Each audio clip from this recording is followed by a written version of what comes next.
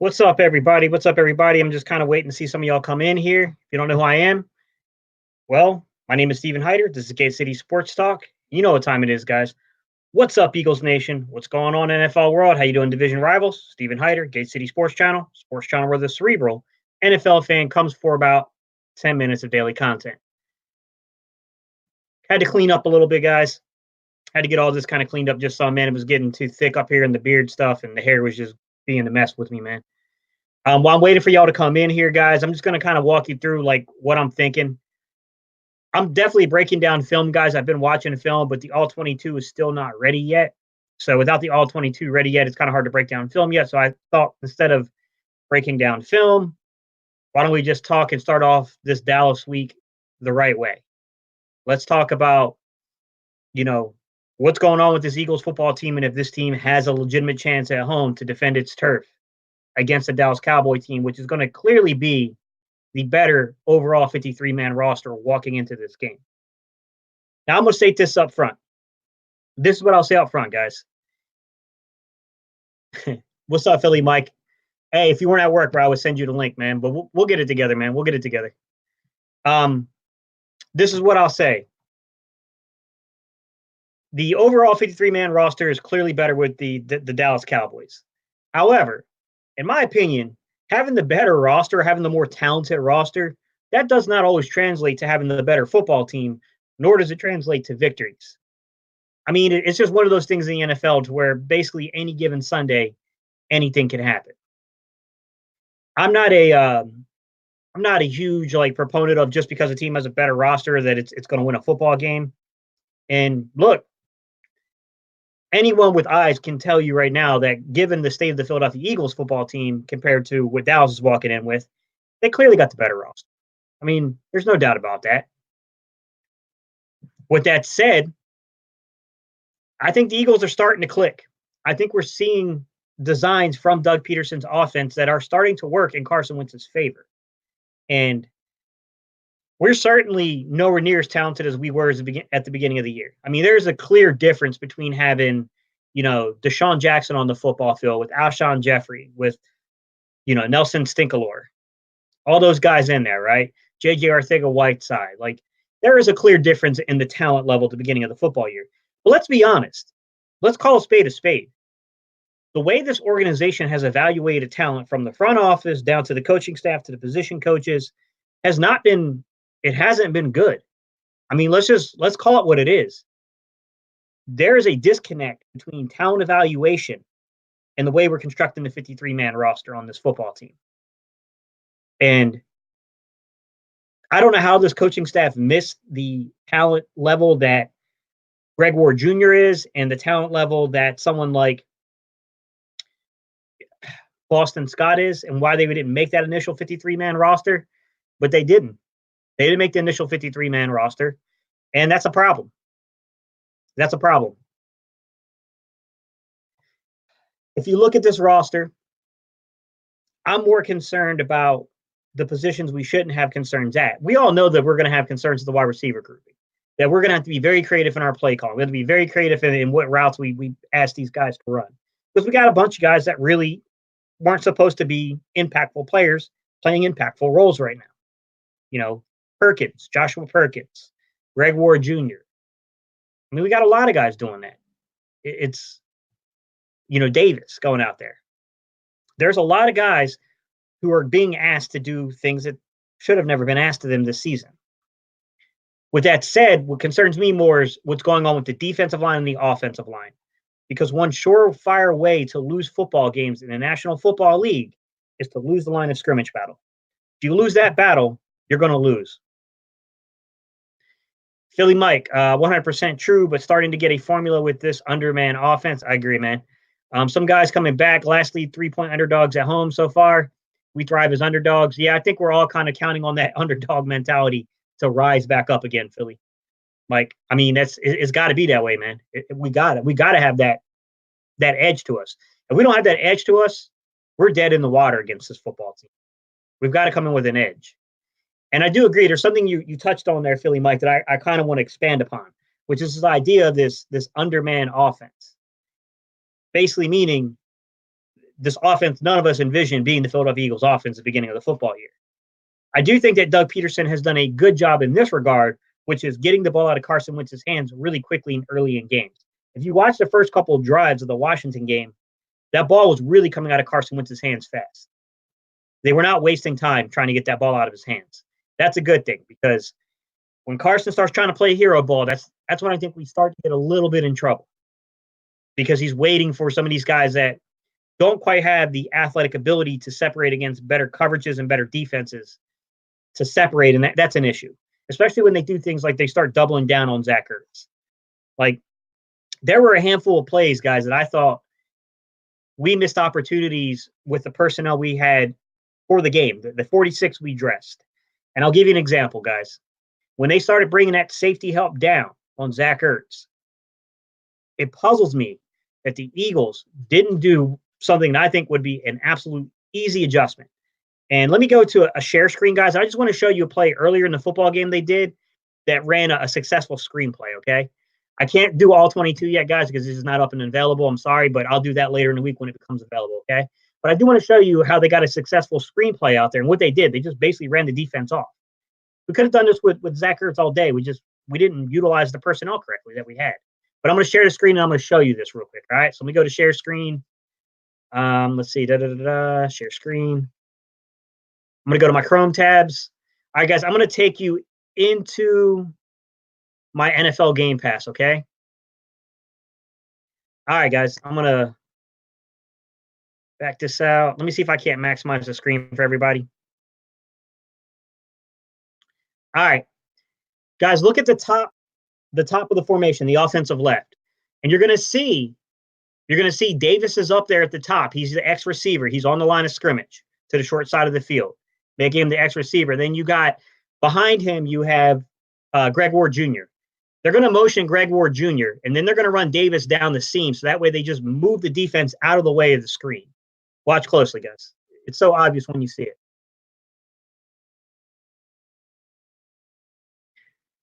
All right. See, there goes. To me, this was like kind of one of the bigger things.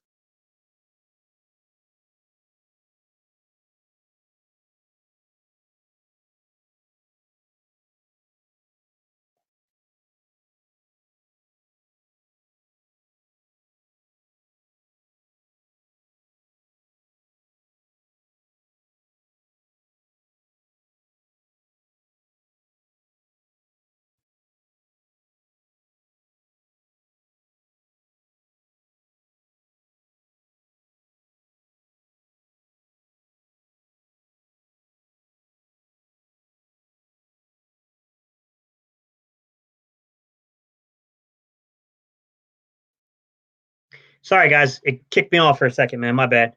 Hopefully, you guys were able to see that NFL Game Pass. If you didn't, then I'll rerun it again later. But basically, what they did is they took a stack set on the offensive left, guys, and what they ended up doing is they had Davis. So they had Robert Davis up in that X positioning on the line of scrimmage, right, running a seam route.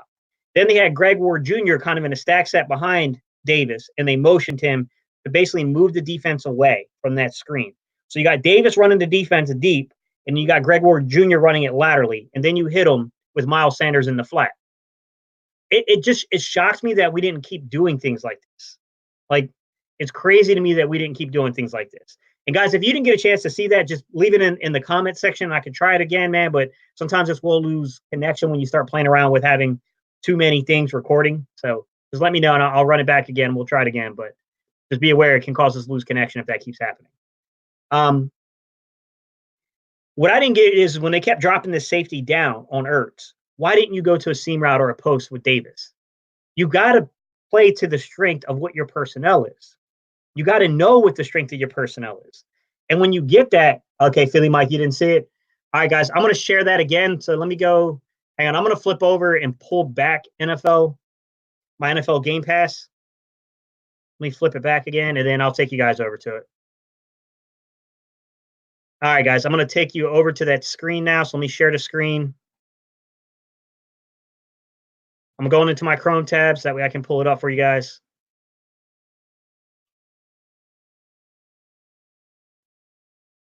All right, hopefully everybody can see it at this point.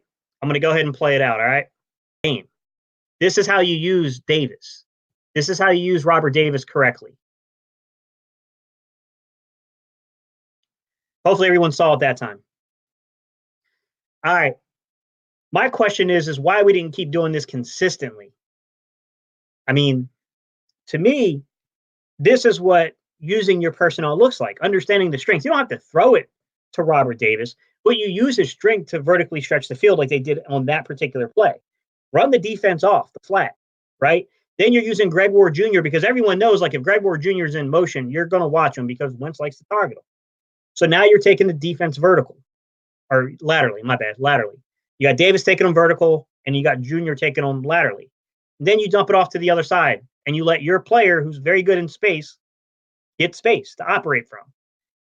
I didn't get is why we didn't continue this with things like Ertz when we were trying to target Ertz, and they were just like, "We're not going to let you beat us with Zach Ertz." That bothers me, guys. That bothers the crap out of me that we didn't have enough common sense to fix that particular struggle. That, hey, if they want to keep dropping safety help on Zach Ertz, you need to burn their ass with a player like Davis. Send him vertical. Put him on a seam route, on a go route, on a post route. You got to get vertical with them and make sure you're running someone right in front of the safety's face. Because even if you don't complete the pass, your message gets home that if you keep doing this, we are eventually going to burn your ass with it. It's only a matter of time before we can finally get you with this. That's the problem I have with Doug Peterson at times, is that we see his brilliance in his play calling in the play I just showed you guys, that Miles Sanders dump off on the screen, to where he used, Davis's ability to go vertical to open that up, along with Greg Ward Jr.'s ability to basically stretch them out, make them go lateral. But when we had that issue later in the game, like he didn't go back to it. I think you have to take shots. Even if you don't complete it, you start to take those vertical stretch shots just because that backs the defense off. And I really don't understand why they don't even try using. I do think they did try. Let me recorrect that, guys. I do think they did try a couple times to get Greg Ward Jr. on like post routes and like deep slants, but they just didn't do it consistently enough. There were a couple times where like the offensive line just didn't hold up, and that was a big problem there.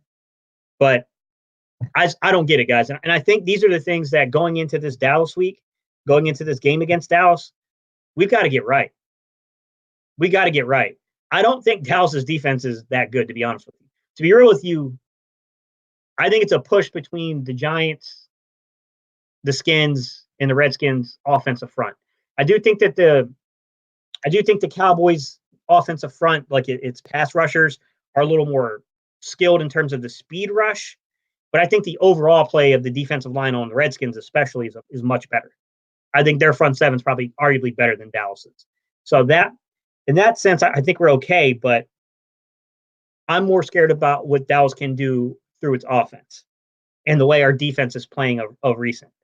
I'm also scared that even if we do get Lane Johnson back, hopefully he's healthy enough to where that high ankle sprain isn't an issue.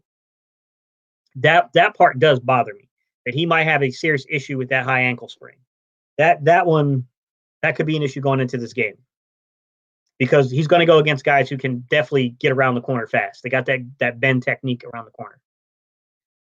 DeMarcus Lawrence, Quinn, those guys, they can get around the corner on you. However, what are y'all's thoughts on Kelce? I love Kelce to death, man, but as I watched the rerun on this game, like I said, I haven't been able to break it down by the all 22 to see what exactly happened and why he was getting beat. But I saw Kelce, who's a guy who should be getting beat. I mean, absolutely getting smashed on the offensive line. I mean, he was just getting pushed back.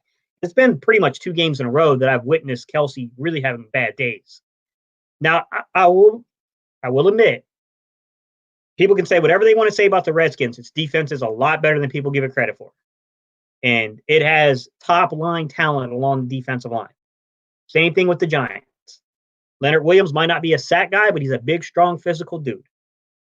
The Giants and the Redskins both have much better defensive lines than people want to give them credit for. With that said, I do expect a guy of Kelce's stature to play better than he did.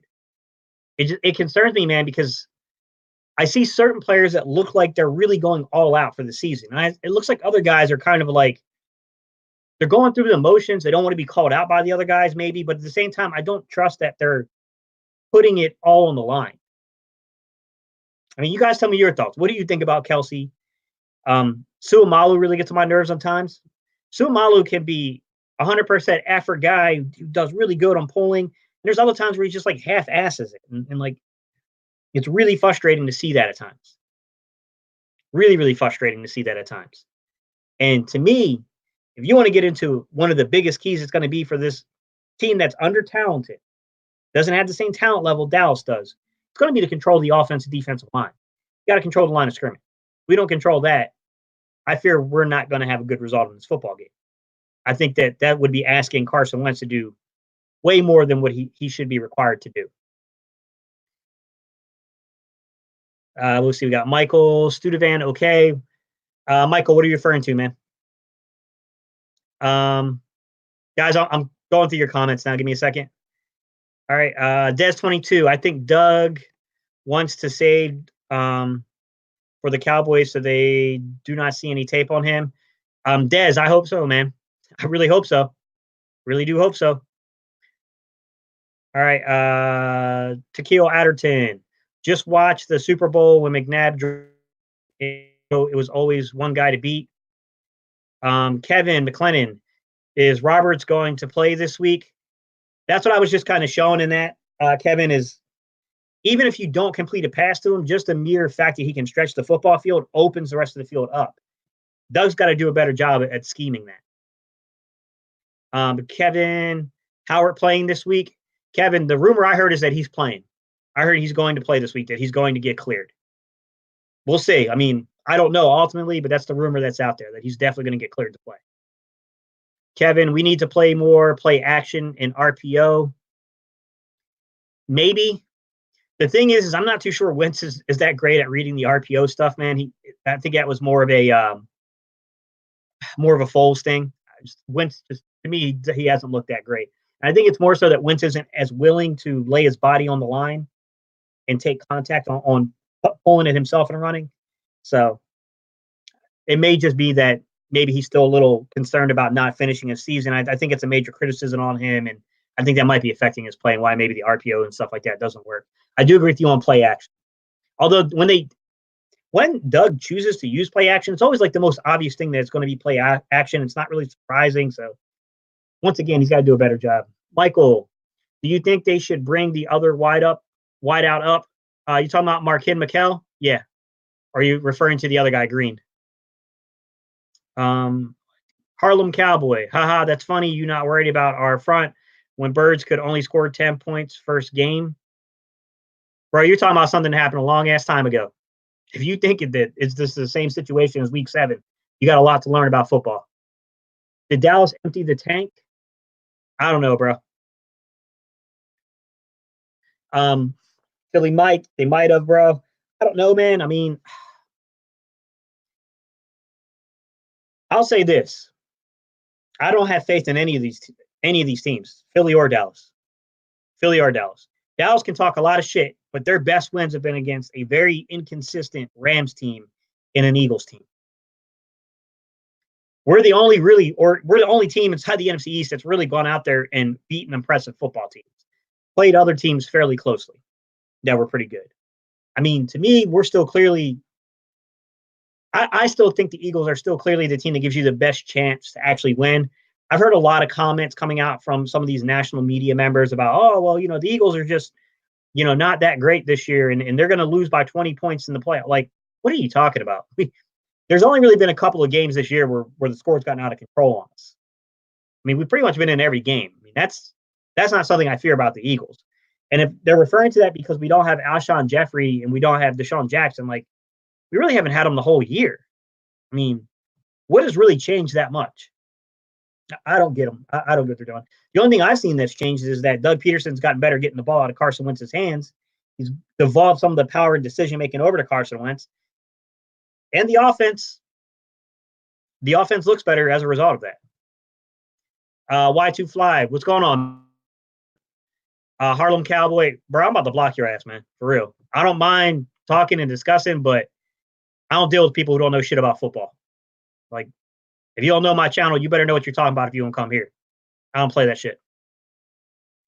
Michael Studevan, I really like your videos. Thanks, Michael, man. I appreciate it. Kevin McLennan, JJ needs to step up. I watched him close last night. Yeah, bro. I didn't watch him that close yet, Kevin. But some of the early rumors I heard is that he was not doing a great job in his route running. I'll tell you, a few times I've really watched JJ Arcega-Whiteside on slant routes. As big as he is, I mean, this is a big, strong kid.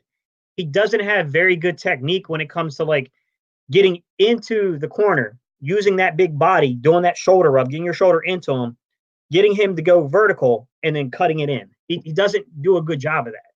And that's something you have to do for the more physical football player, especially when you're down and close to the goal line.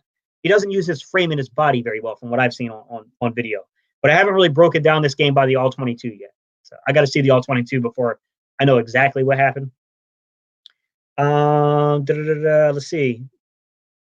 Out of 10. From week 1, we have all new skill. Yeah, bro, it's a whole different team, man. This is different play calling, different team. Like, I mean, this is completely different. Philly Mike, on paper, Dallas should beat us. But in Philly, the way we've been rallying, it's going to be a game. Yeah, I agree too, man. It's hard. It's really hard to beat a division opponent. It doesn't matter. I mean, we've seen this. I mean, look, I've given the Giants and I've given the Redskins props in the videos I did where I was breaking down their teams. But the bottom line is that even in those games, Philly clearly had the better overall roster and the better talent, more talented football team. With that said, bro, sometimes talent does not translate to having the better football team, and sometimes you don't always bring it every week. And you just come out flat, and it can happen at the most inopportune times. I'll take everyone back to, what was it, 28, 20, 29, 2008, 2009. If y'all remember that game, the ass whooping we put on Dallas in Philly late in the season that basically sent us into the playoffs. I think it was 09 because we went on a run. That's the year that we got the NFC Championship game against Arizona. Paul, the Eagles got beat 37-10 by the boys. What makes you think that the second time around won't be a bloodbath? Because you guys are trash too, bro. Look, Paul, I'm going to put it to you this way. What makes you so confident that with no really reason for you to have performed the way you've performed this season, that you're better than a team that's overperformed its talent level? These are two different stories, brother.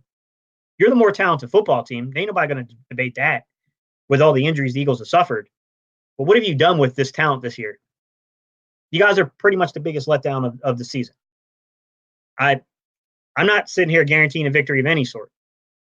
I think the Eagles have to play an A++ game to walk out of this as the victor. I don't really. You're making a straw man argument. You're basically presenting an argument that hasn't been presented actually on the channel. So I really don't know where to tell you to go with that.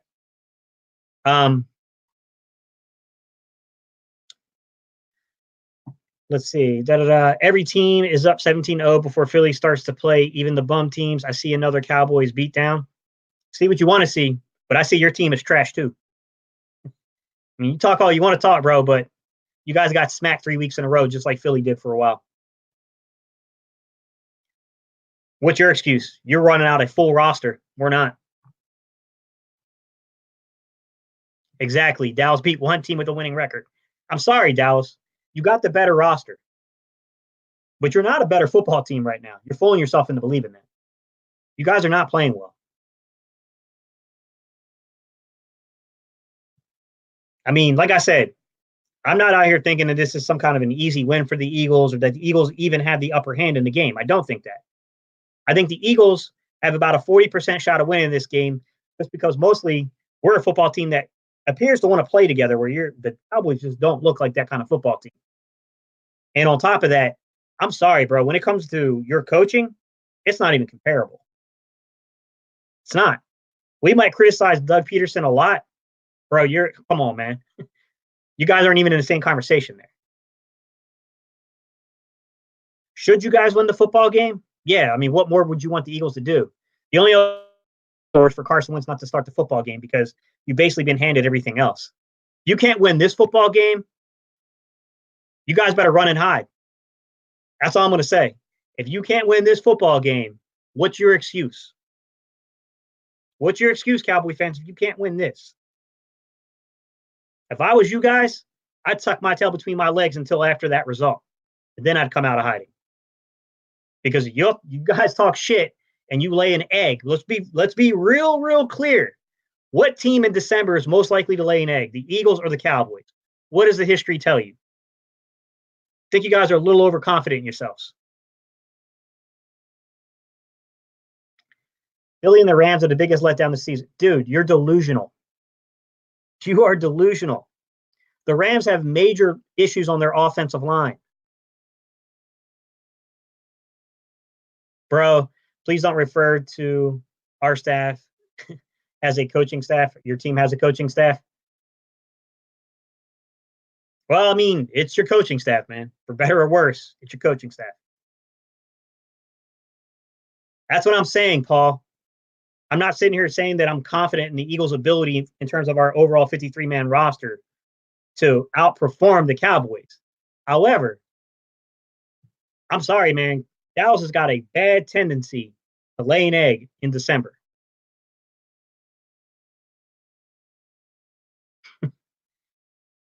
Wentz lays an egg before Dak will. Hashtag facts. Do you even know what the word fact means, bro? I don't think you do. All right. We need to wrap up and tackle. Yesterday was pitiful with tackling. Kevin, I agree, bro. I agree. The angles that some of the members of our secondary take sometimes to tackle is just shit that fundamentally it can't happen. Like, it's stuff that you're taught late in Pop Warner or middle school football or early on in high school.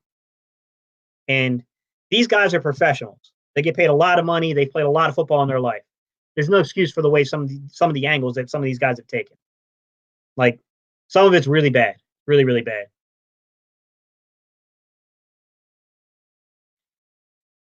Oh God TV, Eagles gonna win this one. I hope, man. Look, bro, I'm not gonna sit and pretend like the Cowboys aren't the better roster. There's really no reason for them to drop this game. They dropped this game.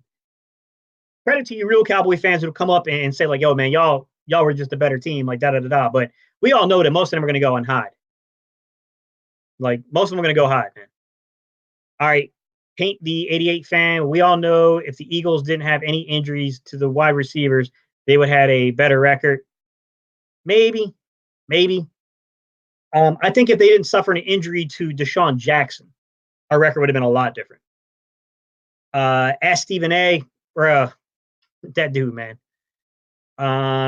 Paint the 88 fan, or the defense did their job. Yeah, man, the defense is just confusing this year, man. What they put on film against New England and Seattle was amazing. They got away with a couple. They definitely got away with a couple, but they still played an overall really good game. What they put on film against Miami, the Giants, and the Redskins, come on, man. Like, I'm generally speaking a guy who will try to defend people, and I try to take a rational approach to things. It gets really hard to defend Jim Schwartz when we put 3 weeks of that crap on film. It does. I mean, it almost like, dude, you're not even giving me a leg to stand on to defend you.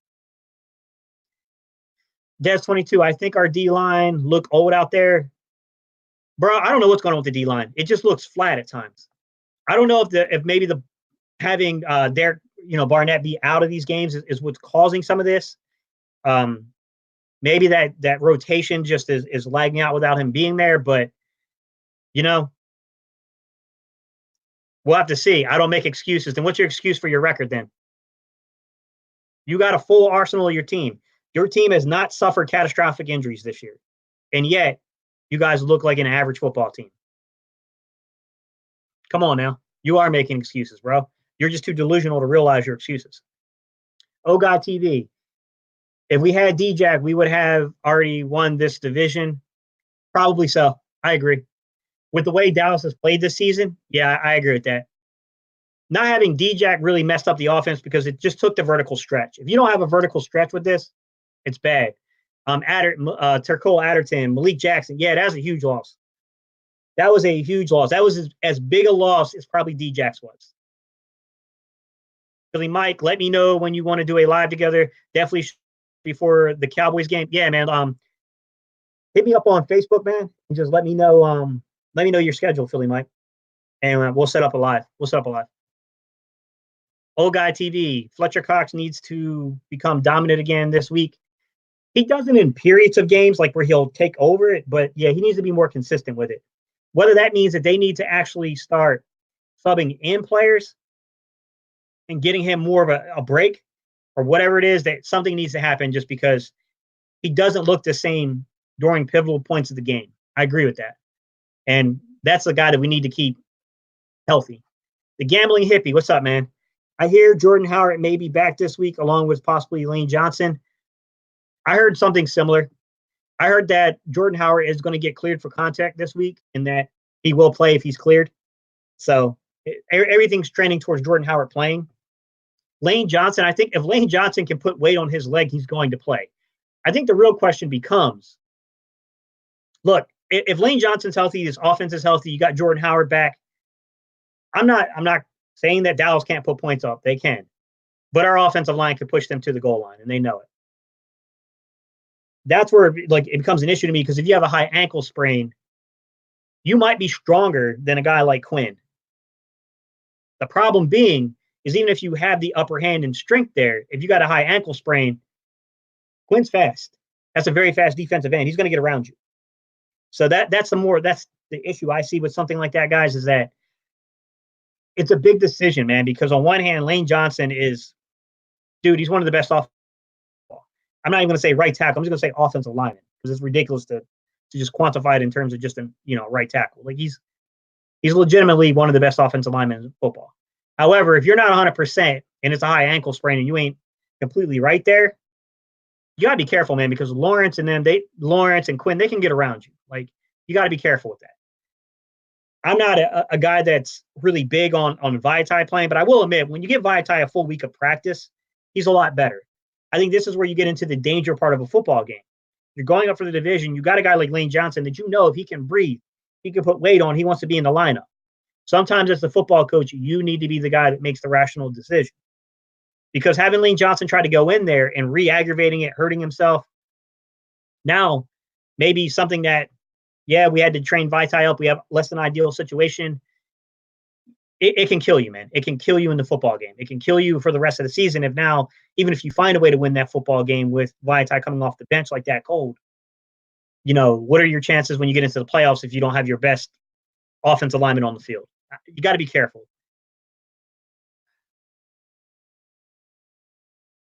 All right, Harlem Cowboy, we are not that good, I know, but you Bird fans all say if this and if that. Bottom line, you're not good. We're average just like you are. But at least if you look at ours, it's pretty understandable. If you look at our roster, it's pretty understandable why we're average right now. Harlem Cowboy, I agree that there are some systemic issues on the defensive side of the Philadelphia Eagles. By systemic, I mean it's within the system itself. Corner is a huge problem. But there's no excuse for you guys. You're healthy and you're playing like this. Like, there's a much larger issue going on in Dallas. And that's even if you guys who should win the football game. I don't want to hear no discounts coming from y'all later. Like, oh, well, the Eagles were hot coming into this game. No, you should win this game. You don't win this game. Like, come on, man. That just highlights how bad the systemic issues are inside of Dallas's organization as a whole. I'm going to start with your number one problem. You need to tell your owner to shut the fuck up and get off the football field. It's just the truth, man. He's hurting y'all. You need to go hire a guy who actually understands the game of football. It's the same thing that we're going through in Philly with Howie Roseman. Howie Roseman and Jerry Jones are very good at contract negotiation, at getting people, identifying how to get them, making the best deals possible for that, getting on the phone, calling up people and getting deals done. Both of those guys are very good at that. At evaluating talent, neither one of them should have any right to do that. Neither one of them are good at that. All right. The gambling hippie, Jordan Howard is more important for this week than Lane Johnson. Johnson is more important for the long-term possible playoff run. I agree. I agree with you there. All right. Turquillo Adderton, Lane lined up against Michael Bennett at home. Carson controls that line of scrimmage. Michael Bennett is probably going to get bounced inside, man. You're probably going to see Michael Bennett play a lot on the inside. Same thing he did here in Philly. I'm more concerned with, I don't think Dallas is confused on what its identity is defensively. I don't think it tries to confuse itself there. I think Dallas knows that if Philly stuck to what it was good at, put backs on the field, and really attack them on the defensive line, they would have a hell of a time trying to get this Eagles, offense off of the football field. However, that regardless of what people think about the Dallas coaching staff, there's a lot of familiarity between staff and Eagles coaching staff.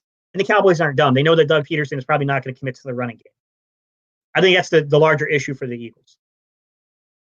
Is that if we commit it to the running game, I think we have a legitimate shot here, because one of the biggest things we want to do is we want to keep Dak Prescott on the sideline. You want to keep this game close enough to where Carson Wentz can make a game-winning drive.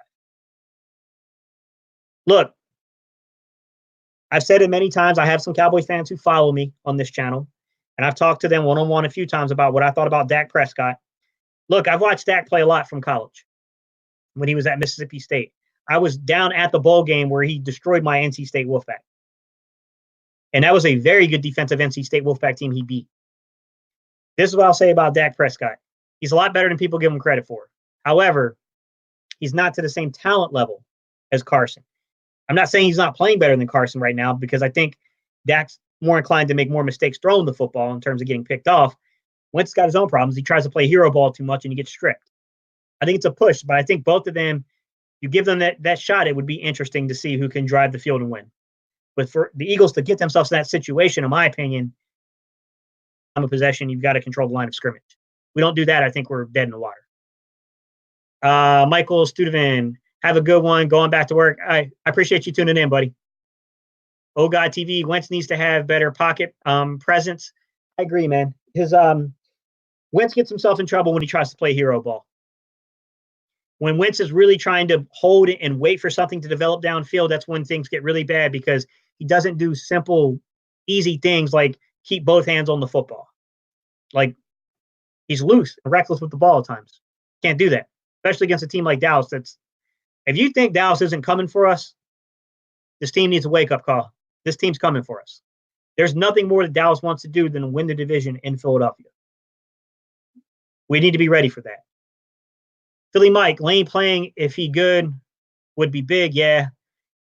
If he's healthy enough and he's legitimately back, sure. I'm scared that, you know how Lane Johnson is, man. That dude would try to play in a cast on his leg. You know how he is. The gambling hippie, losing Joe Douglas was a big loss, in my opinion, for the Eagles, scouting-wise. I don't know about that. I mean, Joe Douglas did not do a very good job drafting, and I know that you didn't imply that. You said scouting-wise. With that said, the guy that Andy Weidel has been a scout before. He was a longtime scout with the Ravens. He's worked underneath Douglas. So I just think that the Eagles need to shake up the scouting department within the front office, because they're not doing a good job of putting players in front of Howie Roseman. They're not. Look, I think J.J. Arcega-Whiteside might develop into something. However, there are a ton of receivers that should have been taken over J.J. Arcega-Whiteside. That guy should not have been touched in the second round. If someone else wants to walk up and steal him in the second round, let them deal with the long-term, development of that player. That's not what a second rounder is. That's not a long-term developmental piece. That's what like fourth, fifth, sixth, and seventh rounders. And I would even argue a fourth rounder shouldn't be a long-term. More your fifth, sixth, and seventh rounders. All right, Harlem Cowboy. We're going to win this game. We know Wentz. All we have to do is take his first read away. I think you're going to be in for a surprise if you think that. You're going to be in for a big surprise. And that's Ertz. No, don't get me wrong. Ertz is the most talented football player there. But you're making a mistake if you think he only goes through one read progressions. That's people who don't understand football and don't understand concepts like the half-field concept. With all due respect, man. You should go watch my video on that, and it'll explain it to you, why it looks like that. Gambling hippie, yeah, bro. Douglas was huge in scouting. To kill Adderton, Gruden told him two-handed monster. I don't get why he doesn't hold it, man. Harlem Cowboy, Dallas won't just win the division in your house. We will knock birds out, period. It's the same, whatever, man. It's the same damn thing, dude. You're not making sense there. Two-handed monster, yeah, he got to remember that. Mike McFaney, I think Press Taylor is to blame with the fumbles. I don't think Press Taylor is to blame for the fumbles. Wentz is to blame for the fumbles. Press Taylor is to blame for the lack of development of Wentz. He has not developed Wentz. Press Taylor should be fired. And I'll give you two people that I'd have to scream at the wall if they're not fired at the end of the season. Press Taylor, Carson Walsh. Those two got to go. I would move away from Mike Groh, the offensive coordinator. It's not that I think Mike Groh is to blame for a lot of what's going on. The bottom line is Mike Groh clearly is not trusted by Doug Peterson. And look, whether it's your fault or not, if the guy in charge of the offense and in charge of the team doesn't trust you, it's time to move on. And it sucks because he's a very good wide receivers coach. He's a very good position coach. We made a mistake promoting internally and moving him up there. We basically cost ourselves two positions because of that. The position of offensive coordinator, the position of wide receiver coach, because it's very unlikely that he would accept a demotion. To me, that's a problem. Wentz got to know to keep two hands on the ball. Yeah, exactly, Philly Mike. But yeah, the coaching staff needs to get in his ear about that as well. You guys know my opinion on that. I would be out there with the rubber pads beating the hell out of Wentz right at the minute I hit 4 seconds and the ball was still in his hands. I would beat the shit out of him until he got rid of it. You got to build an internal clock. You got to build an internal clock as a quarterback. Even if you look at the play where I know what he was doing, Washington kept bringing down a safety. And look, as I pointed out earlier, Doug Peterson didn't do enough in terms of stretching the field vertically to stop that from happening. If you run a receiver right in front of the safety's face and he starts biting down deep or down short on Ertz, you hit him over the top. He doesn't do that. That's a problem. But Wentz has got to realize that, look, 2 yards, go pick it up. Tuck it, run, go get the first down, live for another down. That's hero ball. You know what I'm saying, Philly Mike? That's hero ball, man. He does that crap when he's trying to play hero ball, and he's got to stop playing hero ball, man. Hero ball is a problem with Wentz. When he plays within the system and just lets, those moments come to him naturally, he's a great-looking quarterback. When he starts trying to be everything for the Eagles, that's a problem. Hey, what's up, Cowboy X Factor? Hey, what's up? You finally went live. You ready for this week? Yeah, I mean, the NFL, this is exactly what the NFL wanted. Not necessarily for both teams to be 7-7, but they envisioned this when they drew up the schedule, Cowboy X Factor. They wanted both teams to be competing for the division and for as meeting. Probably not exactly what they expected both of us teams to be very average and very uninspiring going into this game, but nonetheless, it's setting up for exactly what they wanted. Because a lot of people around the nation are going to tune into the game. So yeah, I'm ready for it, man. But hopefully the game lives up to the billing that it should be. We'll see. The gambling hippie.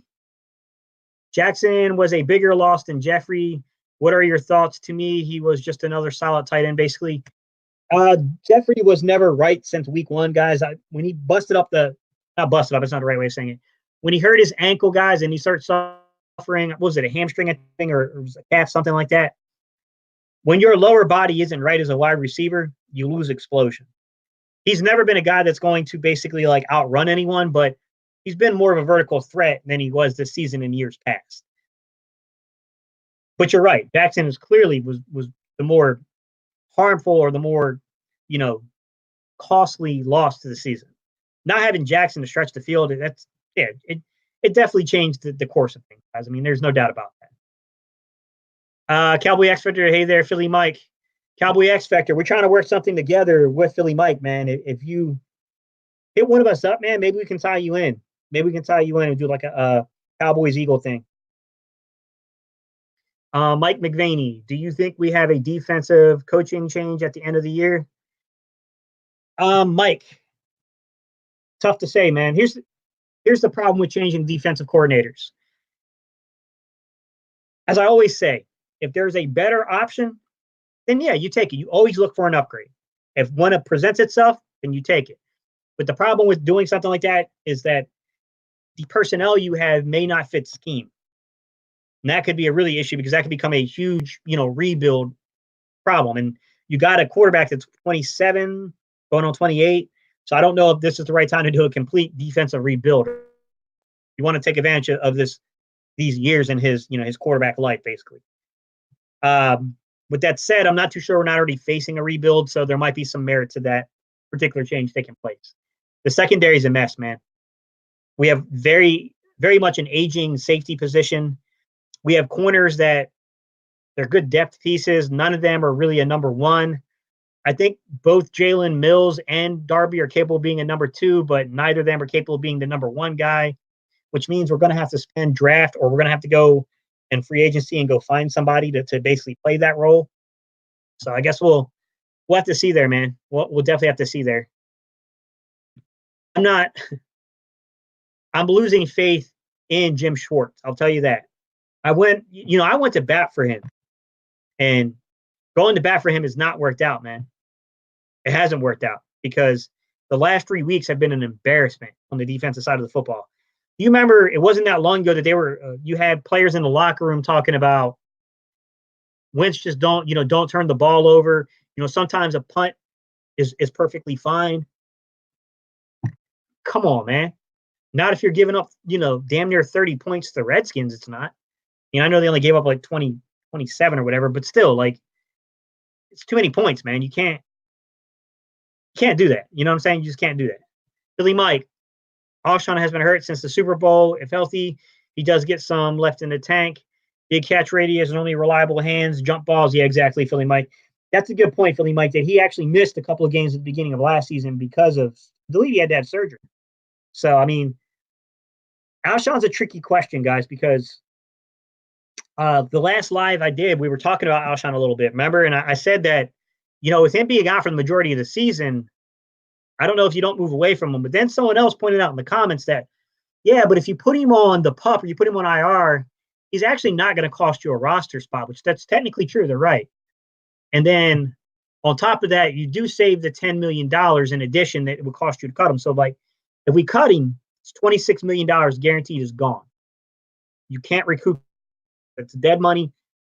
If you cut, you got to pay that. Now, if we designate him the June 1st designation, whether that's before or after June 1st, we can at least spread it out over 2 years. Nonetheless, your 26 mil is coming out of your salary cap. I think that's where the issue lies, guys. That's where the issue is going to lie, which is we're basically walking into next season without Alshon Jeffrey again. We need big-time solutions at wide receiver. We need big-time solutions at corner. The only good thing I'll say about this season, guys, in terms of like personnel and discovery, was discovering Boston Scott and Greg Ward Jr. Huge discoveries. I even heard people saying that we don't need Jordan Howard anymore. I disagree.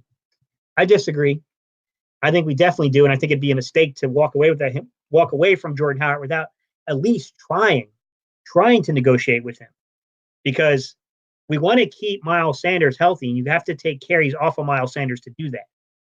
Jordan Howard helps you do that. Having a backfield that's Miles Sanders, Jordan Howard, and Boston Scott is favorable. Whether Jordan Howard's the feature back or Miles Sanders the feature back, it's the same result. I think having those three guys in unison together gives us something. I mean, it's just it's my opinion on it, guys. Guy TV, do you think D-Jack will be back next year? Yeah, I think so. I mean, nothing's guaranteed, man, but at the same time, like, you're not really saving that much money by letting him go, and you're creating more of a problem when you already have you need multiple players at the wide receiver position if you start letting, Alshon probably is going to be on the PUP list if not IR'd. And then you got, a guy like D-Jax who, if you let go, now you got two guys gone. Aguilar's already gone. That's the third guy gone. You did replace one guy and bringing up Greg Ward Jr., but now where's J.J. Arcega-Whiteside? Can we develop him? Will he be able to develop into an X receiver? To me, you start creating a lot of problems by letting too many players go too soon. I think we're going to need 2 seasons to fully work out that problem. So me personally, if I was in charge of the Eagles personnel, I would definitely keep D-Jax for next season, and then I'd probably say, hey, man, we appreciate everything you did for us, but 2021, bro, you kind of got to go, man. Like, it just doesn't make financial sense to keep you. And we got to get playing time for other guys. Gambling hippie. First 3 picks in the draft, I would like 2 wideouts and a defensive back, any order, but not to reach for anyone, of course. Yeah, I agree with you there, man. I think the big areas of concern for me are defensive back, like corner, wide receiver, and then either a center or an offensive guard. We need upgrades at left guard or center. We can bounce Suamalo inside once Kelsey's done, but we'll need a left guard or we'll need a center to replace Kelsey. One of those 2 things I think has to happen as well. Paul McBridge, I'm not talking shit, but How do you see the Eagles stopping Zeke and Tony Pollard? Pollard is legit. Actually, Paul, if you go back to I did a video at the very beginning of the year where I broke down Dallas's roster and I actually told people that Tony Pollard was going to be a very good complementary back for Dallas. The Eagles have a very good run defense.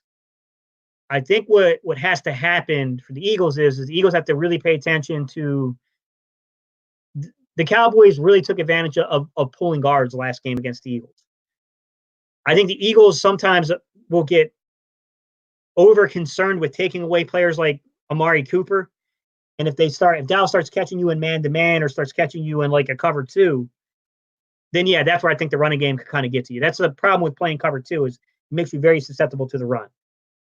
I think to some degree the Eagles have to decide, do you want to live and die by Amari Cooper or do you want to live and die by Ezekiel Elliott? I'm going to be honest with you, if I'm the Eagles, I'd focus on Ezekiel Elliott. Not that I don't think that Amari Cooper and Dak Prescott can't beat us. It's just that Ezekiel Elliott has beaten us every time he's been in the lineup. I would take away the known, and we'll figure out the unknown later, if that makes sense. We know that if we let Ezekiel Elliott go off, it's going to result in a loss. We've had plenty of opportunity to see that. That's how I would look at it as an Eagle fan, man. Andrew Beard. We do need Jordan Howard, and I think Jeffrey will be back. I do too. I like him. He just gets injured too much, and he didn't have any heart this week. Do you think D-Jax will play in the wild card game or the divisional game if we make it? I think, didn't they put D-Jax on the injured reserve list? Because if that's the case, then it's 8 weeks. So he may not be available until, like you're saying, until the divisional round of the playoffs. So if he's healthy, 8 weeks is borderline for this injury after surgery, guys. That's a very borderline time frame. A lot of people were telling people the reason D-Jax didn't want to do the surgery was because despite what people thought about the 6 weeks for the surgery, there had been other football players with this type of injury that required surgery and to put them out for almost 3 months. Basically getting the surgery in a 3 month, it's basically the entire season anyways. Now, I think we all know it was a mistake. He should have done it anyways, having hindsight. But I understand where he was going with it. But to your question, if he's healthy enough to play, I think D-Jax absolutely wants to play. I think D-Jax absolutely wants to play, and I think that would definitely make the Eagles' offense a lot different. That's where you get into the divisional round, and the Eagles could become very scary because the Eagles' offense with Deshaun Jackson in it, with Jordan Howard back, with a healthy Lane Johnson, it's a different offense. That's a whole different set of problems for other teams to scheme against. Now, is that going to happen? I don't know. The way I look at it, Andrew, is that until we can beat the Cowboys this week at home, you know what I mean? Like one game at a time. We got to focus on figuring out how. I mean, we've already been in the playoffs. The way I look at it, we've been in the playoffs since that game against the Giants. Once we lost that Dolphins game, we've been in the playoffs. So, task number one: you're walking into a game against the Dallas Cowboys to where we are the lesser talented football team. If we want to have a discussion on whether or not the Eagles can actually make a deep playoff run, and I have no, believe me, guys, I have no faith that we can actually make a deep run with what we have available to us. However, in order for that conversation to even start, then you have to figure out a way of beating a Dallas Cowboys football team that's going to be better than you. It's going to have more talent. You can beat Dallas, and then we don't falter against it. That's my biggest fear is we come into this game and we beat Dallas, and we turn around the next week and lose to the Giants and give Dallas the division. I don't put that past the Eagles either, guys. So one game at a time is the way I approach it. Because even if we win this game against Dallas, it ain't over. It's not over. The Cowboys go into Washington and he'll stomp the Redskins. We'll have a not so uncharacteristic letdown against the Giants, then you know what I mean, guys? Like 1 week at a time is the way I'm approaching this. It's got to be 1 week at a time. Do I think that the Eagles can beat the Cowboys? I mean, honestly, I think it's a 40-60 thing. I think the Cowboys have the upper hand. I think having the game in Philadelphia, I think having guys who seem to be buying into the message of the Eagles, being able to play the underdog card. Let's be real. We're allowing ourselves to play the underdog card. I think those things keep us within the realm of respectability to possibly winning the football game. But I can tell you right now, if we don't control the line of scrimmage, I don't think this crap matters, man. If we don't control the line of scrimmage, I think it's all over anyways. Philly Mike, agree. You got to stop Zeke first. Yeah. If we don't stop Zeke first, I don't think it matters. I don't think it matters. Amari Cooper's a nightmare in his own right. But if we just, I mean, look, you get beat on a couple of passes, no big deal. You can't stop Zeke from running down your throat. It's disheartening. Can't come back from that. And to make matters worse, so they beat you over the top a few times and score a couple of touchdowns. Okay, we get the ball back. We can control the pace of the football game. Not necessarily detrimental. However, Dallas can line up, push you off push your defense off the line and run the ball with Zeke. They're the more talented team. They're controlling the line of scrimmage, and now they're controlling time of possession. You guys get what I'm saying? Like, you gotta stop Zeke first because of that. I'm not sitting here thinking that Dallas won't beat us over the top a couple of times. They're going to beat us over the top a couple of times. Like, come on. What about the Eagles secondary tells you that Amari Cooper is not going to get at least one touchdown? He's going to get one. I think we all know that. All right, Paul, just want to pick your brain. Who would you hire as Cowboys coach if you're the Dallas GM? Ooh. Oh, that's a tricky question, man. I would probably avoid the college route, to be honest with you. I think there are a lot of very good college coaches who come up to the NFL and it just doesn't work. I know there are people that really want Lincoln Riley. That's the right direction for Dallas. I think the guy that should have been Dallas's coach and it's never worked out is Sean Payton. And I don't think that's going to happen now. So now you're in this weird mess if you're Dallas, to where I think you got to ask yourself a question. Outside of who you said, Mike, do you think that there honestly is anyone that's going to be a drastic upgrade over Jason Garrett that's out there? I don't think Jason Garrett, by any stretch of the imagination, is a head football coach. I think he's a coordinator. But it's hard, man, because you can put yourself in a really weird situation if you make the wrong hire. Because you guys have your window is like the Eagles, to where you've got a quarterback that is at the point of his career to where he's not going, this is the golden years of his career. You've got players who knows how long those pieces are going to be around him. If you mess up this hire, it's a big deal. It's a big deal for your organization. It's part of the reason why I caution against the Doug Peterson momentum that people get at times. They're like, damn Doug Peterson, and fire him. Like, I think that there was definitely, if Doug had lost out the rest of the season from the bye week all the way through, like, yeah, you got to fire a guy like that. But right now, even if we lose the next two games, I don't think you fire Peterson. I think you just fire the coordinator. I think the same thing kind of applies for you guys. Is it an issue of position coaches and coordinators for the Cowboys? Is it a Jason Garrett issue? And then I'll ask you another question. Even if you find the right guy, how does that relationship work out with Jerry Jones? Because I think the problem you guys are going to have with Jerry Jones is that a strong-willed coach will not work. You guys are in a really rough situation, Paul. Our last three against Dallas have been close down to the wire. Goat stature minus the last game. The football gods would never bless us with a Sean Payton. I don't know how that one slipped through your fingers, Paul. I don't know how that one slipped through Dallas's fingers, to be honest with you. Even last year when the Dallas Cowboys won the division, we played them tough with the injury-riddled team. Agreed, Philly Mike. That doesn't make me feel any more confident about this game, though. I don't think we beat the Cowboys. Yeah. Like I said, man, it's going to come down to the line of scrimmage. If Dallas controls the line of scrimmage on offense and defense, I'm going to tell you right now, this game's over. You can't win football games if you're losing the line of scrimmage. It doesn't work that way. Like, you can't, especially when they got a guy like Ezekiel Elliott, and God help us if Tony Pollard plays and they start controlling the line of scrimmage with Pollard and Ezekiel Elliott. Like, to me, that's the number one thing, is you've got to shut down their running game. Force them into very obvious passing down, which, to be honest with you, I think Dallas is going to come out and try to attack our secondary anyways, because if I was Dallas, wouldn't you do the same thing if you were them? when you attack the secondary. If I'm Dallas, I'm not looking at that secondary thinking that they're going to stop our passing attack. The only way the Eagles stop the Dallas Cowboy passing attack is by forcing Dak to hold the ball longer than he's comfortable with and getting pressure. It's the only way we're going to shut it down.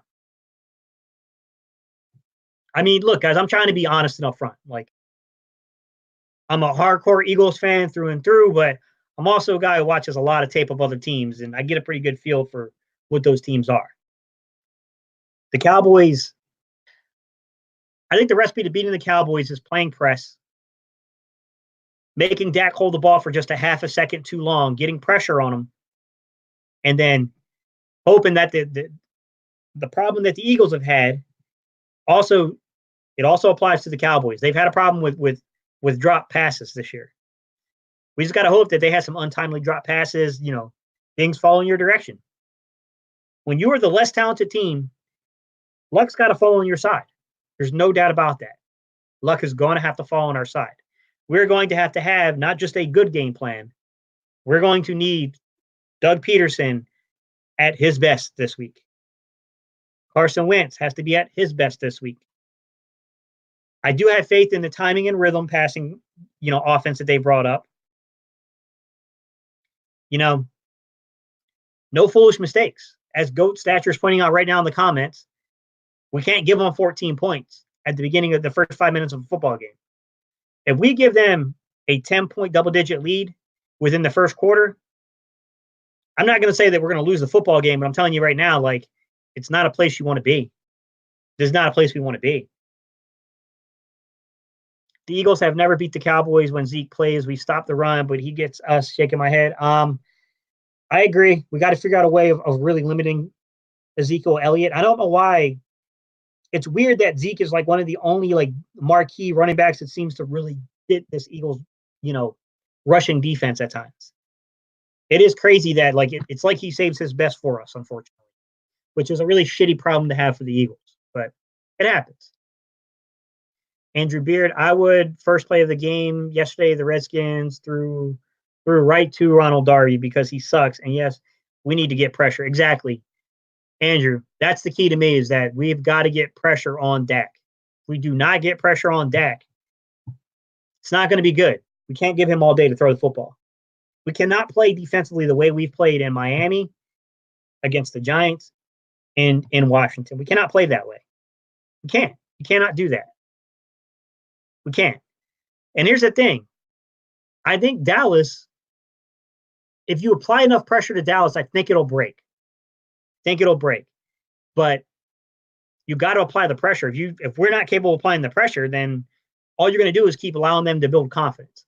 You've got them on the road. Jason Garrett's got all the pressure in the world on him to win this football game, because his job probably depends on not only winning the NFC East, but probably making a fairly deep push in the playoffs. So he's got a lot of pressure on him. I don't think Doug Peterson and this team has that same amount of pressure.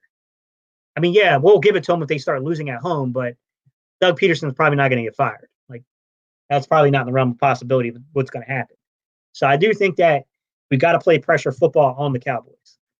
To kill Adderton, Dallas has trouble with tempo offense, especially either of their linebackers don't play. Vander Esch is probably not going to play, I don't think. I think his injury is more significant. I even heard a lot of Cowboy content creators talk about Vander Esch and say that it appears that his injury is very significant, probably way more significant than the Cowboys let on.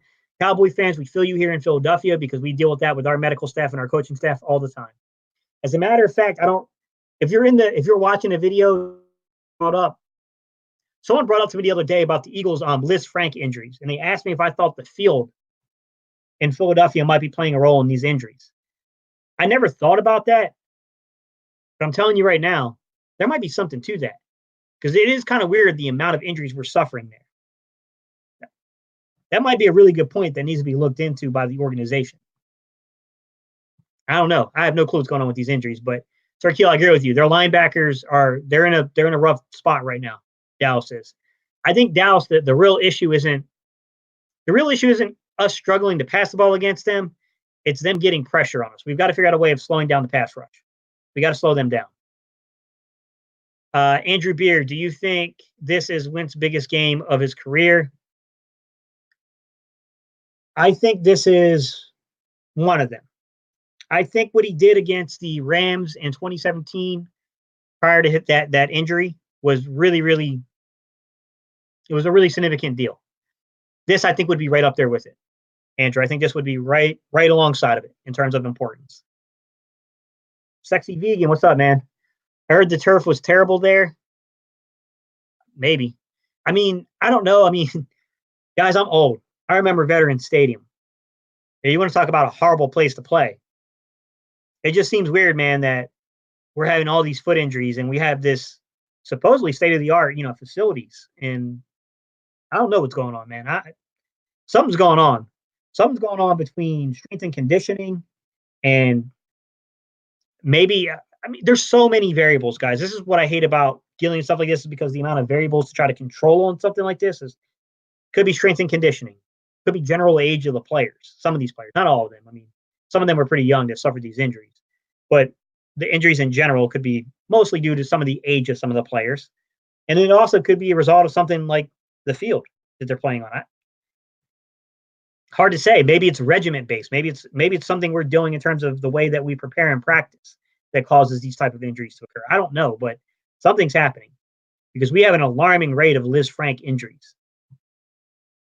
I mean, guys, I'm not a medical expert. I don't know. My dad said the vet was scary. Yeah, it was, bro. I mean, there was like big ass rats running around and stuff like that.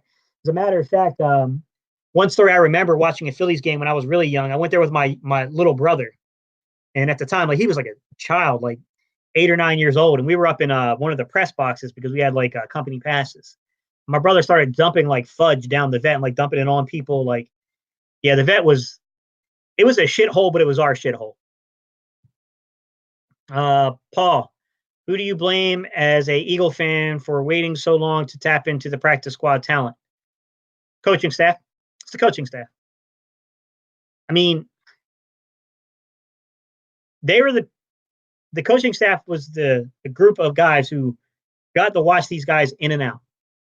At some point, they had to have realized that Boston Scott and Greg Ward Jr. were both football players, very good football players, and decided to go with aging and older guys and guys who probably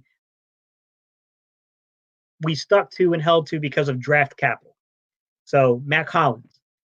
Look, if Matt Collins was playing special teams and he was ideally your fifth wide receiver, I understand it. When he moves up and becomes your second wide receiver, come on, man. You got to bring Greg Ward up. You get rid of a guy like this, Matt Collins. It took him too long to make that decision. Darren Sproles, love Darren Sproles to death. When they made that signing, I honestly thought Darren Sproles was simply going to be like a punt returner and then like a gadget play guy we bring on gadget plays. When they brought him out against Washington in week 1 and made him the featured back, I knew we were going to have trouble. Boston Scott should have gotten the roster spot over him. So, Paul, it's mostly on the coaching staff, but I'm pretty sure the front office plays a role in it too. Especially when it comes to like Matt Collins. I mean, Howie might have been forcing Doug's hand into saying, like, look, we spent a draft pick on this, like, try to make this work.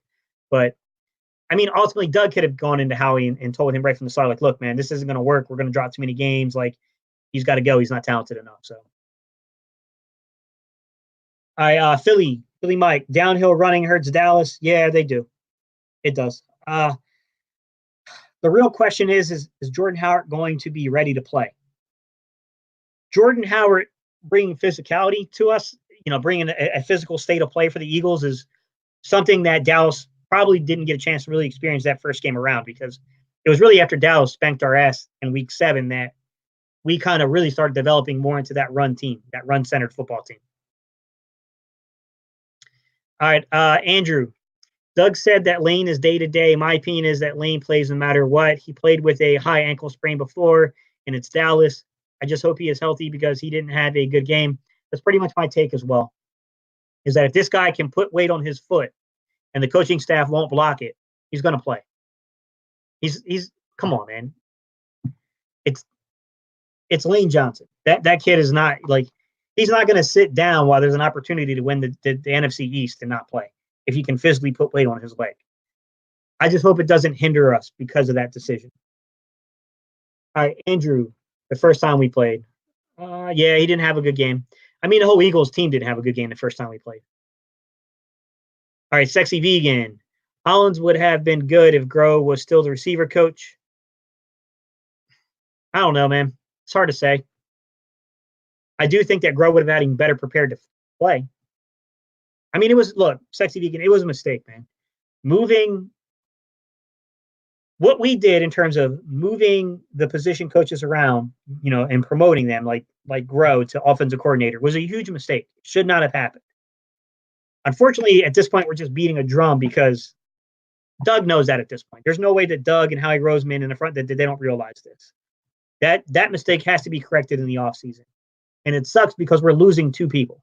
We're going to lose the offensive coordinator and the guy that probably should have stayed the wide receiver coach. That sucks. But it's a necessary move. You've got to go get somebody who has worked. Don't get me wrong, Mike Groh was a college quarterback. He played at UVA. Okay, he's been a quarterback coach before, but he spent a lot of time as a wide receiver coach, and he's a pretty damn good wide receiver coach. But I think we need a guy who's worked, not only played quarterback, but worked with quarterbacks for many years, or is just a guy that just really understands the X's and O's of football. To be honest with you, I've heard you Dallas fans will get a kick out of this if you're still tuning in. I've heard people who really honestly want Tony Romo. And I don't think Tony Romo would accept a quarterback coaching position unless it's the only thing offered to him. But he'd make a damn good quarterback coach, to be honest. I also think that McCown he's a coach out here in North Carolina, guys. He coaches, I think I told you guys this last stream, he coaches out by Charlotte. I need to look up what team. I'm gonna look up what team he coaches out here for you guys the next time. But he's a coach out here in Charlotte, North Carolina. And look, this is a guy that understands the X's and O's of football. If you can't get someone like that, then I think you got to go get an experienced guy. You need a guy who's worked many years with quarterbacks, a guy that has respect and that Carson Wentz won't push over. I think Press Taylor's just a pushover. So you're with you. I think he's a pushover.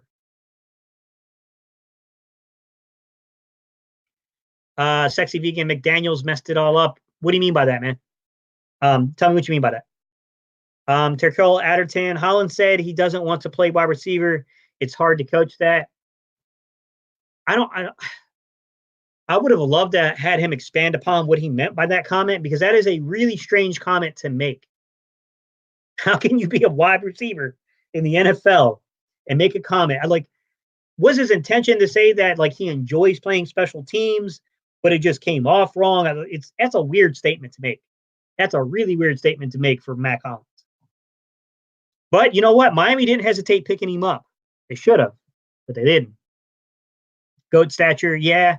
I think we need a new set of eyes on the offense to kind of help Doug. Mike Groh, it's definitely not the guy. Yeah, he's not. He's not the guy, Goat stature. He's not. And like I said, man, I really respect Mike Groh's ability to coach wide receivers. I think the Eagles could have easily kept him as a wide receiver coach and devolved more power to him, made him the passing game coordinator from the wide receiver coaching positioning without making him OC. I think we need somebody as a quarterback coach who understands the game and can bring respect and keep Carson Wentz honest and help Carson Wentz develop.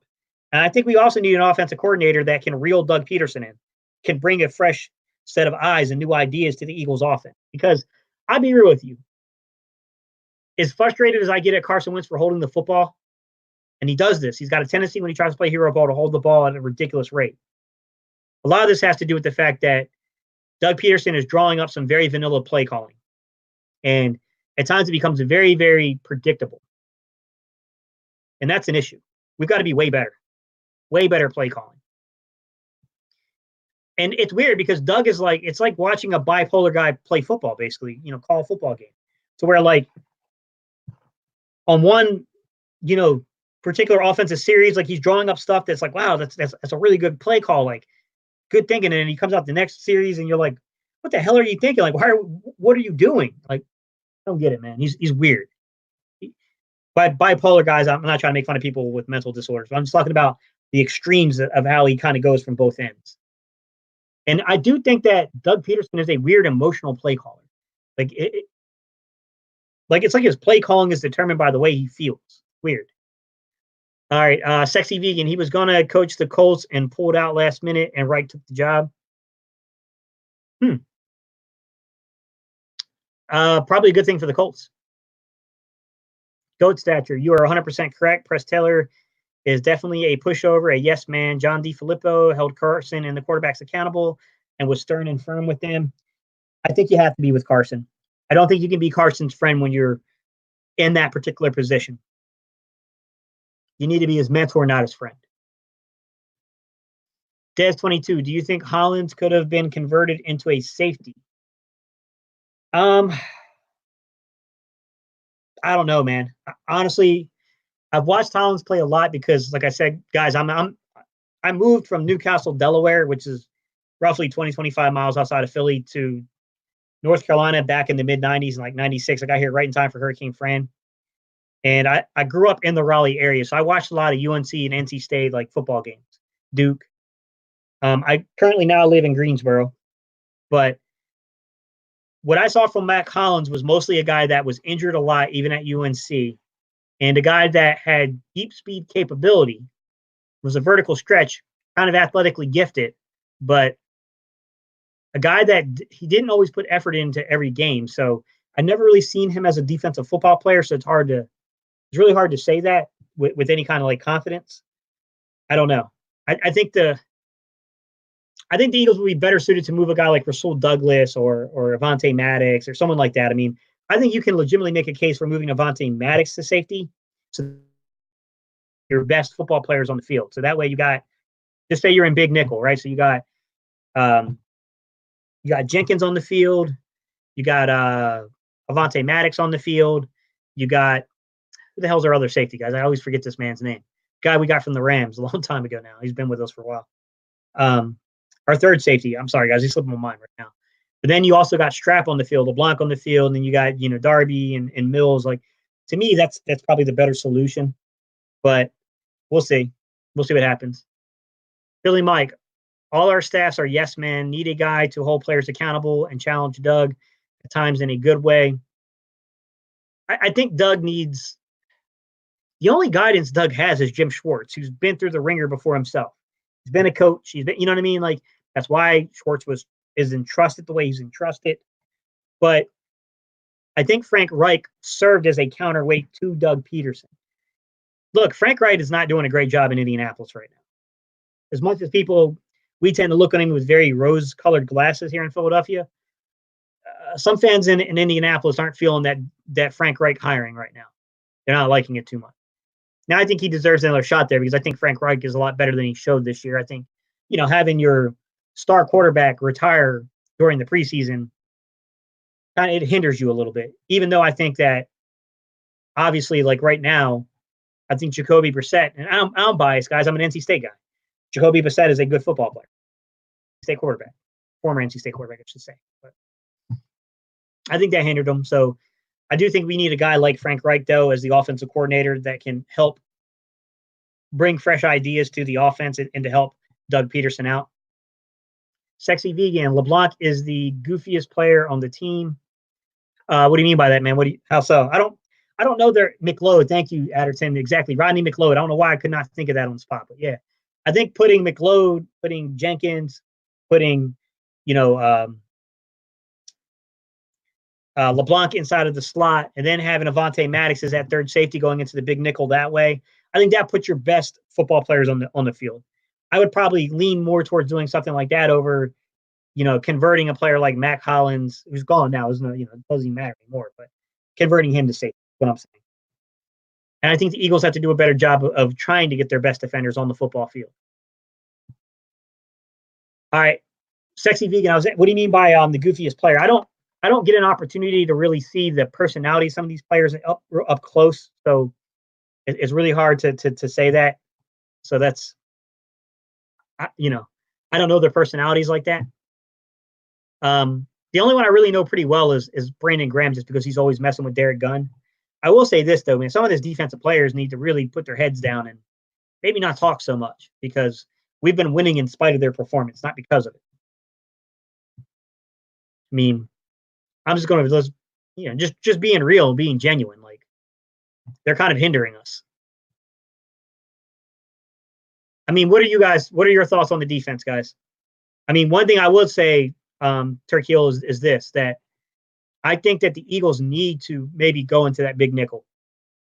I think we should be putting Maddox on the field with McLeod, with Jenkins, putting Strap, inside as the nickel, and then playing Darby and Mills on the outside, and bringing in Russell Douglas.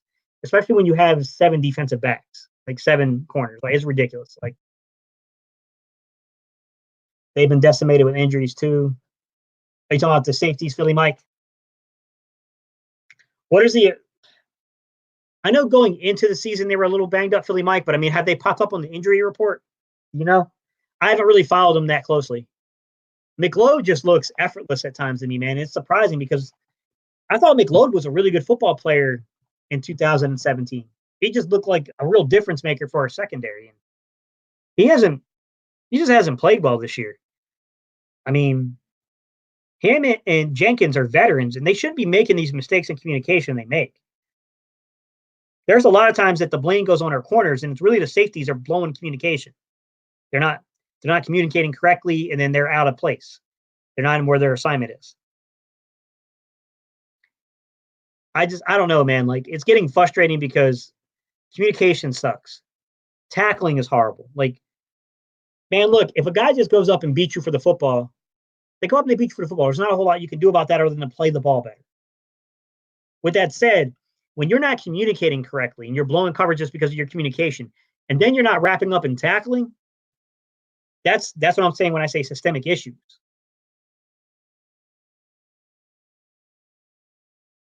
Why does Doug call RPOs on 3rd down and long sometimes? Everybody knows it's a pass.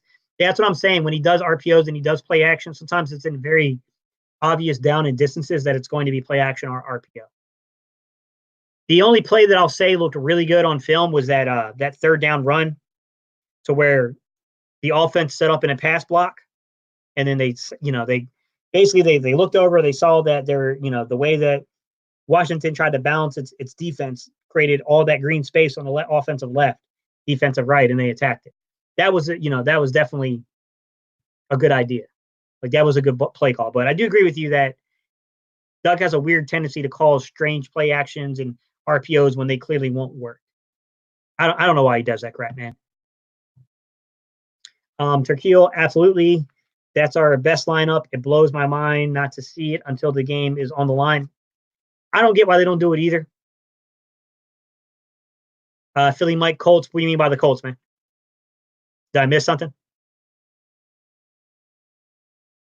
Trust me. So I don't know if you notice this, Philly Mike, when you do the lives, but sometimes, man, the way the comments roll in, like, guys, if I'm missing your comments, just let me know. Just repost it again, because sometimes, like, the comments, like, they'll bunch in together and like it'll scroll up. So it's really dependent upon where my eyes saw the last comment. It's like it's very possible that I might miss something. Des22, BG might just be traded, and we need to beef up our D line and free agency because no late round draft picks will do it for us.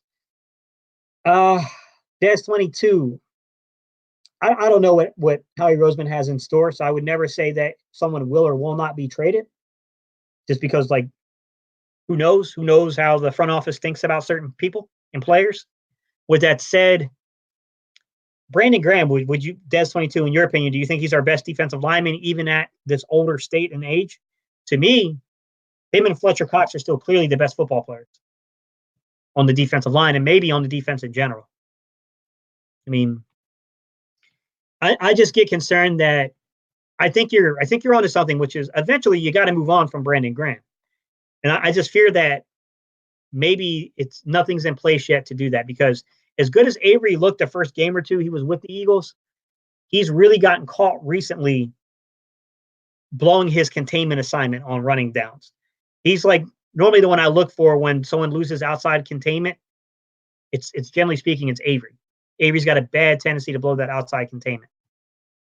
I think Avery's better suited when we do the unbalanced line. So when we go and we stack the line where we got one defensive end on one side and then on the opposite side of the offense. So if you draw a line through the center, on the opposite side of the offensive line, you got 3 defensive linemen, right? And then you bring another guy up, a linebacker, safety. So that way it looks like we're sending 5 people, and you create that. That's where Avery and his pass rush abilities is a very dangerous football player. But he just scares me because he does lose outside containment. Let me see. Philly Mike, tackling and communication has been our Achilles heel last 3 weeks. I agree, man. Bad, man. It's really bad. Real, real bad. Sexy Vegan, Sayamalu confuses me. Sometimes he looks like Brandon Brooks. In the other play, he looks like a middle school guard. I don't. Yeah, I'm with you, man. I'm with you. He has the ability to be a very good football player. He's just not consistent. And Kelsey has just been a disappointment to me this year. He's better than what he's playing. He's better than what he's playing, and it's shocking because our offensive line is better than this, but it doesn't play to that level. I mean, look, Jason Peters is definitely getting beat from time to time, and like he was the person that basically caused that Lane Johnson injury. With that said, at least Jason Peters gets his shit together, gets in the faces of people, holds himself accountable, and holds the rest of the team accountable, and is a, you know what I mean? Like he's a rah-rah guy and a spirited guy that people respect and they look up to. Like with Suamalu and like what's going on with like Kelsey, man, it's concerning. It's very concerning to me because we're not supposed to be a subpar offensive line. And if we're a subpar offensive line, we're in a lot of trouble. We're not built to be competitive with subpar offensive line play. Philly Mike, both third down run pissed me off when we got the first, so I wasn't any more laugh out loud, but wow. How about that 3rd and 2, man, where they were like, once again, they refused to run the ball, but then like on a 3rd and 9 or 3rd and 10, they run. It's like, what the, like, Doug, like, bro, we're the only team in football that probably could line up on the 3rd and 1 with a running play and confuse everybody.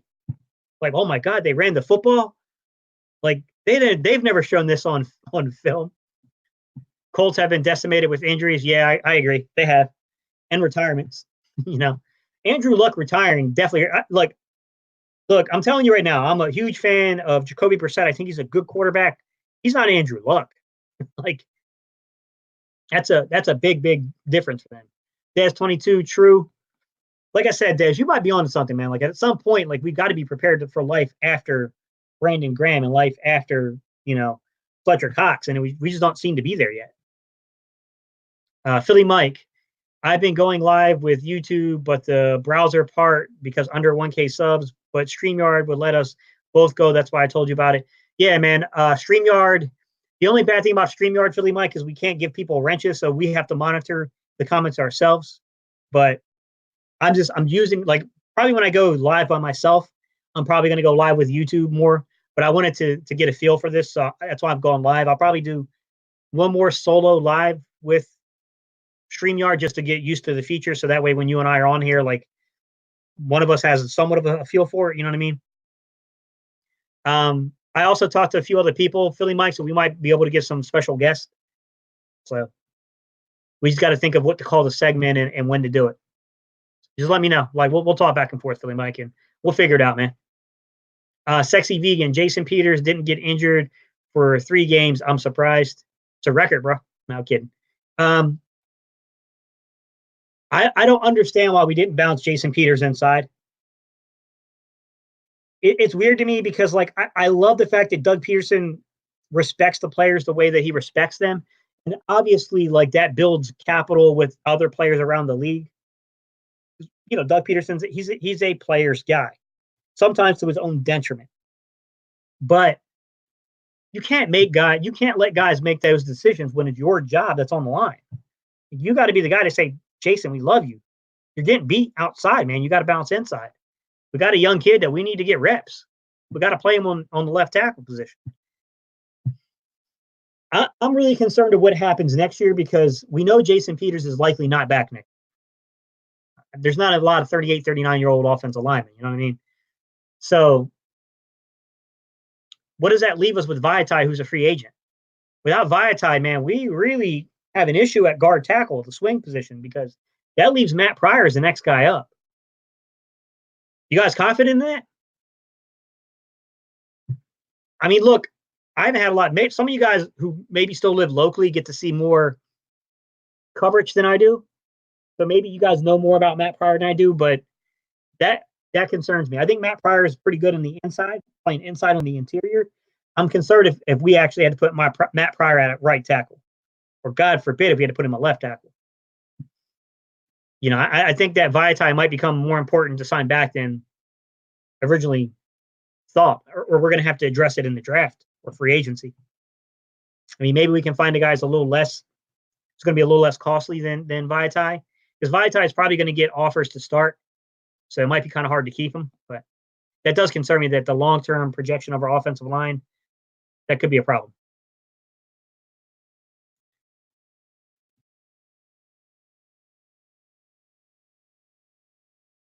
Sorry, I'm reading your comment more thoroughly again, Philly Mike. You were talking something about the browser part under 1K subs with YouTube. Oh, okay. I think I get what you're saying. Never mind. All right, guys. What are your early thoughts, guys? Don't give me a score. Just give me your percentages of the win possibility. I'm gonna say out of 40%. 40%, I'd say on win. What do you guys think? Where are you guys at? Where's your confidence at in it?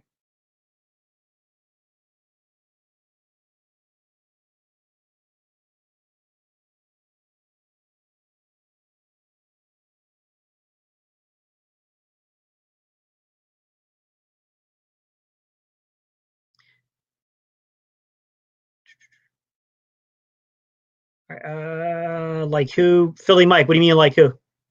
Oh, you mean special guest? I'll hit you up in the comments about it.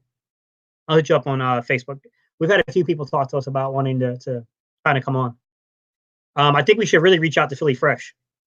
He hasn't stated interest in it, but I think he'd be a good person to kind of bring into. Sexy Vegan Ertz had bad drops yesterday. I mean, it's kind of hard when you're being double and triple covered. I mean, Sexy Vegan, you're saying 25% chance. Stephen Joyce saying 35-21 Cowboys. Des 22 just simply said no. I think it's about a 40% chance. I mean, guys, you can keep piling in and tell me what you guys think in terms of the possibility, but I'm going with about 40% chance. Reason I say that, let's see, I think the go left guard in first or second round. I think guard or center is definitely going to be in the first 3 rounds. I wouldn't be shocked there. The reason I say 40% is it is a home game. It is a division rival game, and the Cowboys have not played well. They haven't. But they're clearly the more talented football team. Like anyone going out there saying that the Eagles are the more talented football team right now, like, bro, that's just delusional. Yeah, I got what you meant, Des 22. I know what you meant.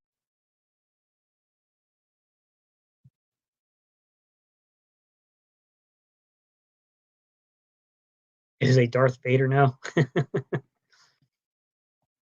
I mean, it's hard to predict just because like it feels like the football team is playing better right now. But I do get concerned that if teams with enough talent step into the football game, that maybe they can take away some of the things we're doing underneath.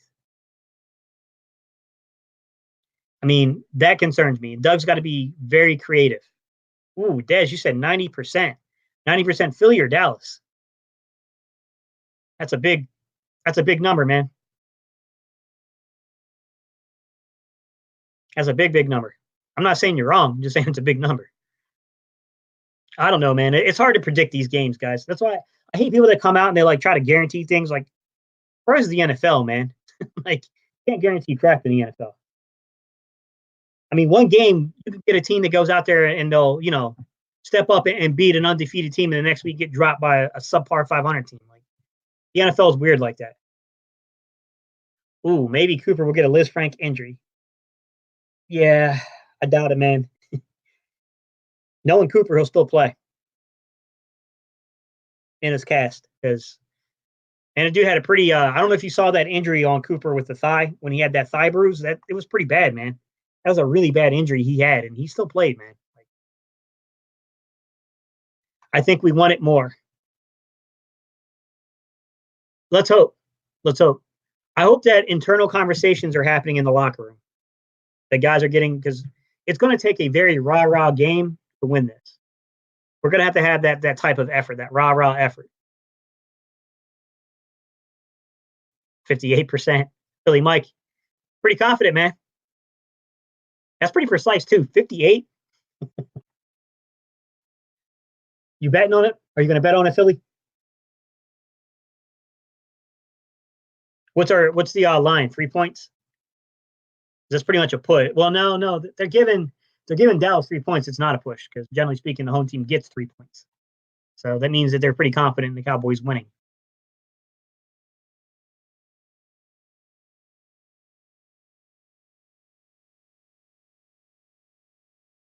They have run all over us the last 2 years. We want it more.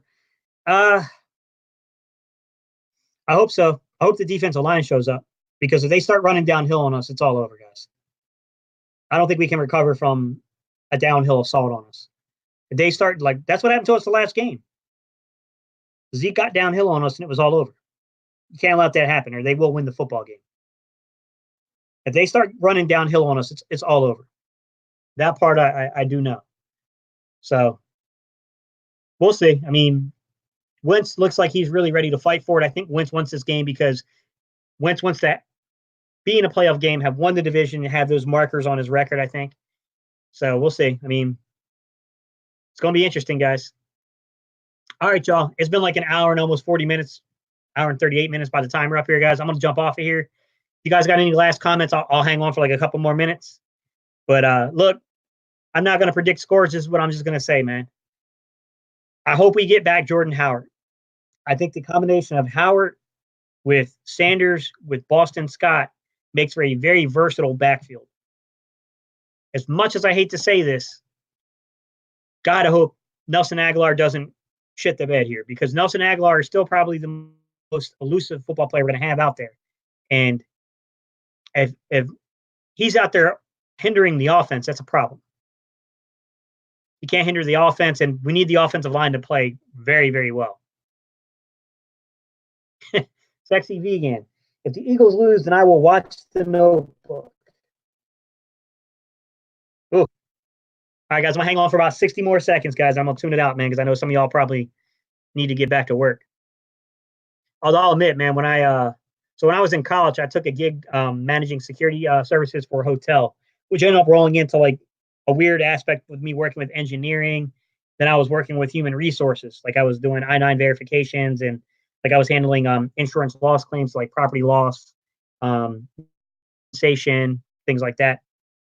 And I used to basically get paid to basically chill and do my homework at night. It was a great setup. So if you guys have that kind of job, then yeah, I used to love working those type of jobs. It was a lot better than when I became a teacher. I could never do this as a teacher. I'd have to wait till all the kids went home. All right, y'all. I'm gonna let it wrap up. It's about 20 seconds. All right. Look, well, I'm gonna do some content. I'm gonna do some film breakdown, guys. I got a few things that I want to break down on film. I'm probably not going to focus on the Redskin games in terms of breaking down what happened. I think it's time we just look. We already swept the Redskins, so that's it. Terrell Suggs was claimed by the Chiefs, huh? Never bet on the Eagles. That's a rule. I bet all other, though. Laugh out loud. Smart, Philly Mike. So I guess we'll see, guys. Well, I guess we'll see. I mean, I'll break it down and I'll talk about what I want to see from the Eagles offense, but I'm not going to look in game, guys. I think it's time to move on from that. Like that, we already swept them. That game's over. All right, y'all. Peace. I'm out of here, man. You know what time it is. EAGLES. All right, y'all. It's Dallas week. So I'm going to have content every day this week. I promise you. I'll have some form of content. All right, y'all. Peace, man. I'm out of here.